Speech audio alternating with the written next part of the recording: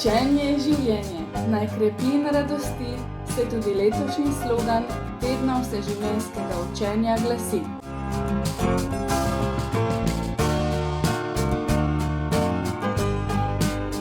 Tokrat so na Andragoškem centru Slovenije s tednim vseživljenjskega učenja pohiteli, mi pa na Zasavski ljudski univerzi za vas vse sile napeli. Dogodki se bodo od 9. maja do 12. junija zvrstili, mi pa se bomo vašega obiska razveselili.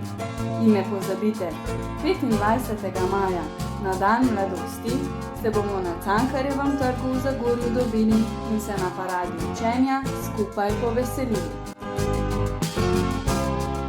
Pridite, luštno bo!